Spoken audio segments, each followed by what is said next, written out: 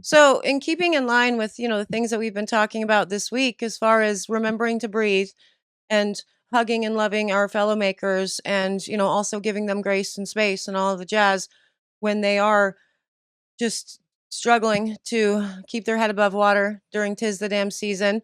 And an effort to remind you guys that the damn season is actually just supposed to be tis the season. And we're supposed to be having fun with traditions and all the things. Can you tell me what your favorite Christmas or holiday tradition is, in the comments below? My favorite is every year I wrap up 24 books, just holiday themed, books. And every night we open one at the tree and we read it. And they're like the same books. I've added a couple here and there every year to kind of keep things fresh, but mostly the same. And last night, the Velveteen Rabbit was opened, and I was reminded again that I needed to remember to not wrap this one up this year because while it's a beautiful story, me and Soap and Clay Kidlet number one sob through the entire thing. And so Soap and Clay Kidlet number two and Mr. Soap and Clay have to be the one to read it while we're just sitting there crying and being in all our feels. Because it's a lovely, heartbreaking story, for sure. That's it. That's my favorite tradition, making my family cry with holiday books. What's yours? Holiday traditions have nothing whatsoever to do with today's soap because this was supposed to be part of my holiday line and didn't quite make it in because I sold out before I could release them. But I will tell you more about the final tea soap that we are making in just a minute. And before I do, hello, I am Mrs. Soap and Clay. Let's make stuff.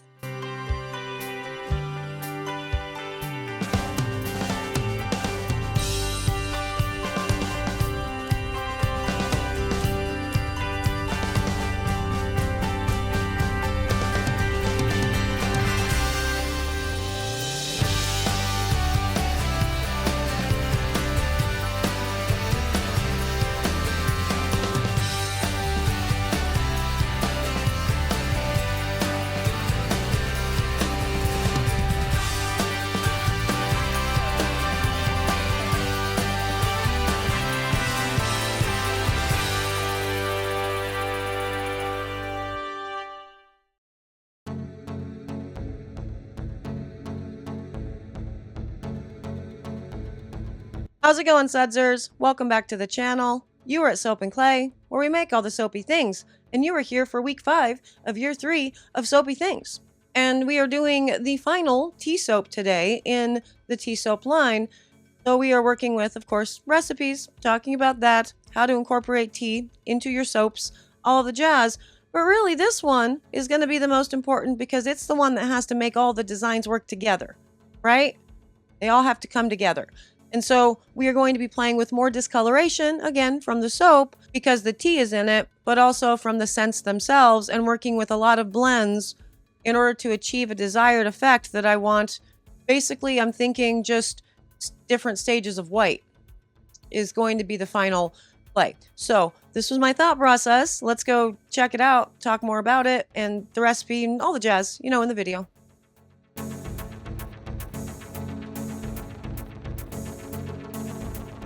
Okay, so today we are doing stuff with discoloration using the actual scent discoloration to our advantage and really just doing a whole bunch of different types of white, really. And so in the 4 containers that I have to the right there are the scents. So one of them is a vanilla tobacco that was left over that will discolor. And the other is a beautiful lemon that I have from Sierra that I absolutely love that will not discolor. And I have added to some of these beakers different amounts of kaolin clay so we can have different whites going on in all of this. But ultimately the goal is basically still white, just maybe whites and beiges and ivories, all the things within this pour to see what we can do with the actual design using the discoloration to our advantage. This is still a tea soap. I am using a white tea for this guy, and it is delightful. And yeah, so that's what I'm doing there, separating out some stuff and getting ready for the pour. Really not a lot to it, just knowing that the tobacco vanilla is going to discolor and the lemon is not. I'm using that to my advantage to create a layered, swirly mess of stuff, really. So that's what I'm going with. And you can see how already the tobacco vanilla is already starting to discolor my oils. The oils to this, by the way, are the same oils that were in the first batch of soaps for the tea soap line. So that's the same recipe there. Yes. But since we were talking about this in yesterday's video, I actually wanted to spend a little bit of time talking about allergies as it relates to coconut oil, babassu oil, and palm oil, because there was a conversation going on in the Discord as I was doing the voiceover for yesterday's video. So I thought it might be a good idea. I did a coconut oil-free recipe yesterday, but included palm. And there was a conversation going on in my Discord talking about babassu, palm, and coconut, and how the belief is with some people that there can be an allergy, allergic reaction to all three because they are all three palm trees. Now, that is true. They are all three palm trees. That is an accurate statement. For sure, they are all part of the same family. They are not part of the same genus and species, however, and so you have to dig a little bit deeper, right? And so that's what we're going to try to shoehorn into this video, which is a short video, and a much deeper dive on this would actually be a whole lot of fun. I just don't know if you guys are actually in the mood to do deep dives these days, but if you are, let me know and we can go deeper. But we're going to do a, fast and dirty deep dive into topical allergies as it relates to coconut oil, babassu oil, palm oil, what to look for, what allergies are, what the difference is between contact dermatitis, allergic contact dermatitis and irritant contact dermatitis, how rare or common it is, and, all the things while I pour the soap.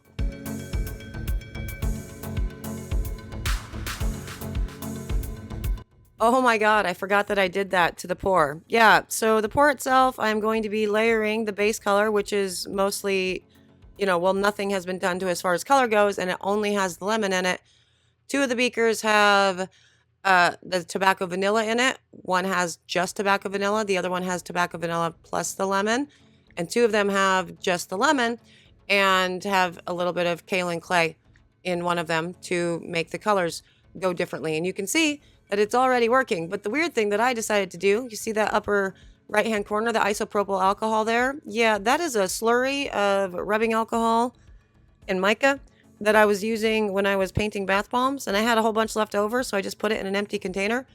So I'm putting it in to do a mica line with all of this for a really good reason, and I'll show you the really good reason at the end of the video. I'll show you my first attempt with these soaps and why I decided to go this route anyway.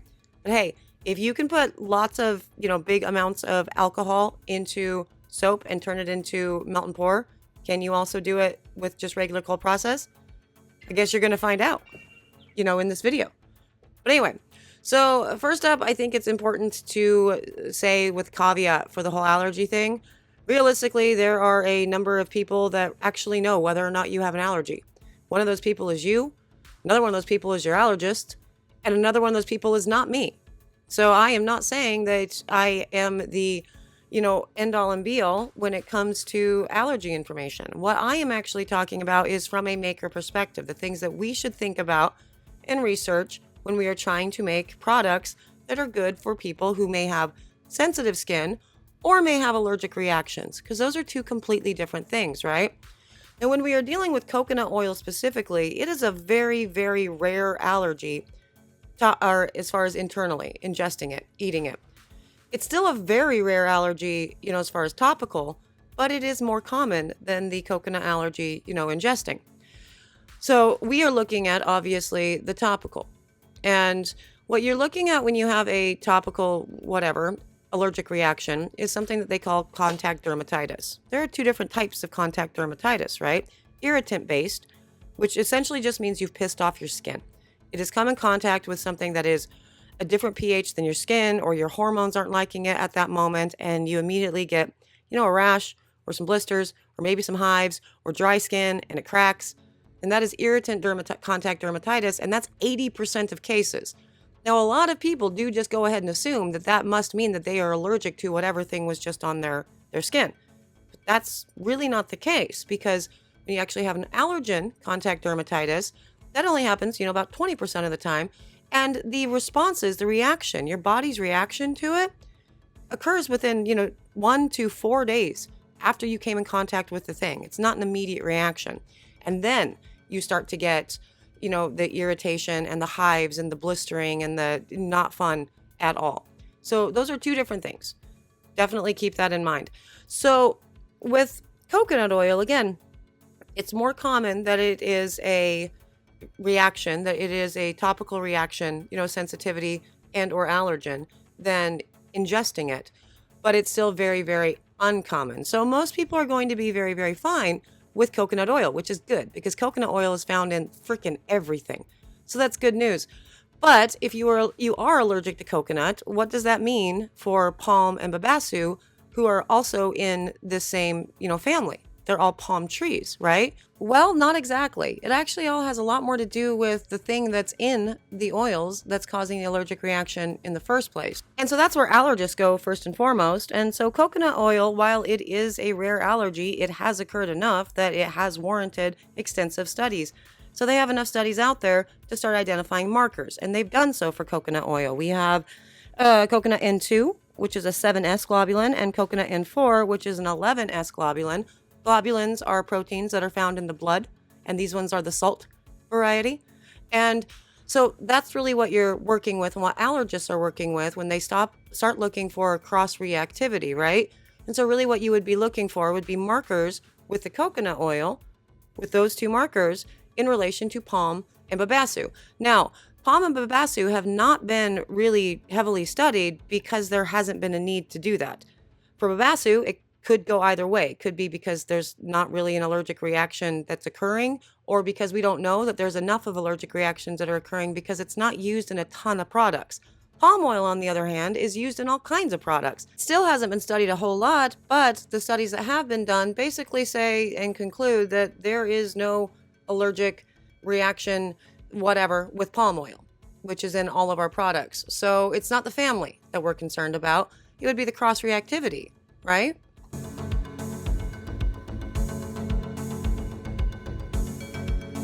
Okay, and on to the cut of this. Now, this is the one that I just poured, but I am going to also show you the first one that I poured and why I ended up going with that weird, crazy mica line in the first place.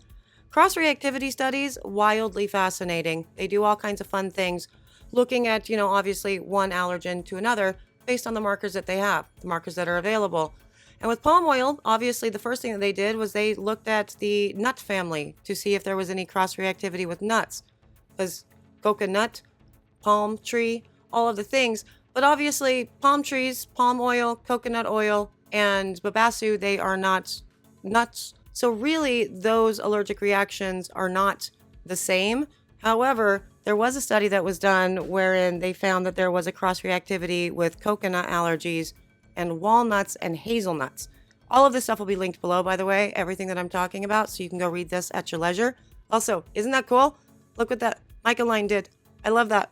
Now, all of these studies are wildly fun to read and to, talk about or whatever, but how does that actually help us as soap makers? Because I don't have access. I'm not an allergist. I don't have access to all of the cool tests and, equipment and everything, or willing subjects that are willing to get their skin pricked or have weird stuff put on their skin. So what do? Well, I go to the chemical composition, like I do for everything.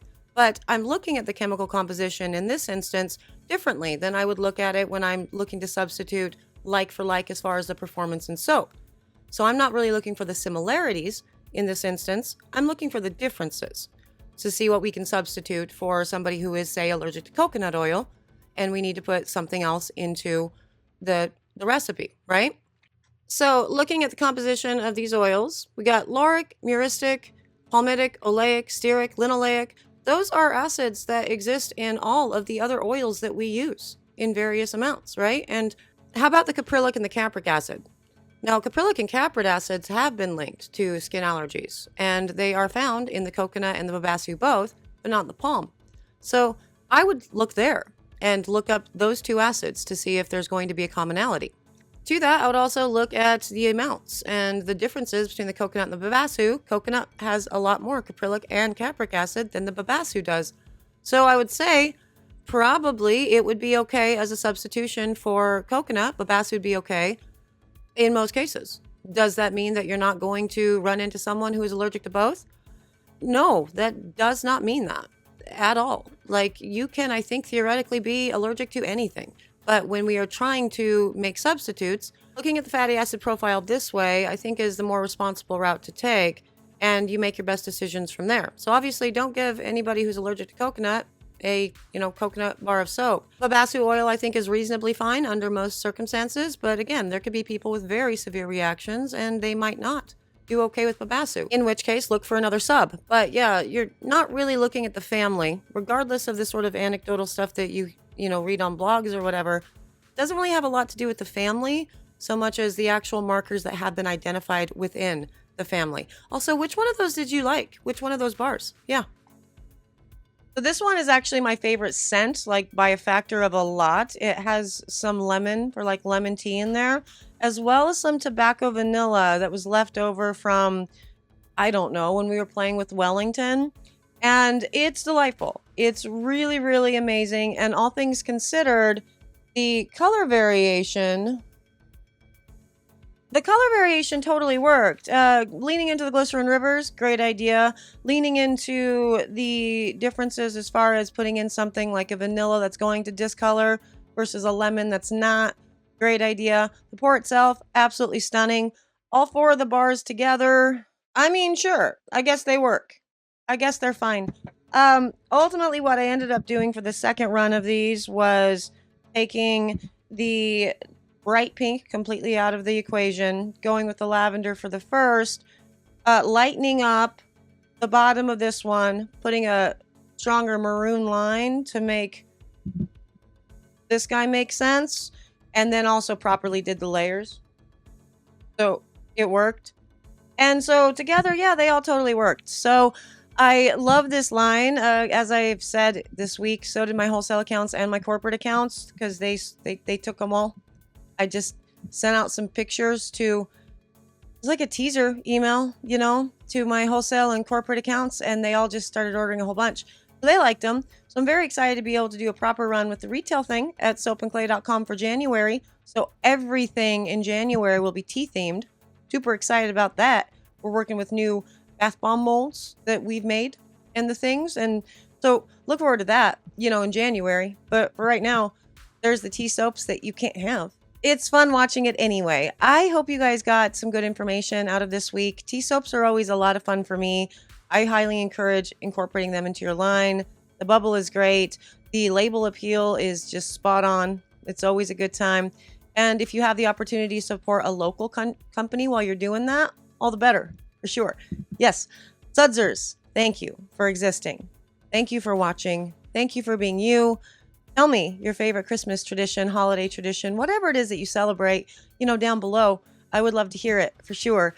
I'm out of here for today. I'm going to go make sure that I don't have any other books that are going to make the Soap and Clay Kidlet #1 and I cry wrapped up, just so we can avoid that, for the rest of the season. But I will see you guys all again tomorrow for a new week, technique week, fun week of soapy fun. Bye.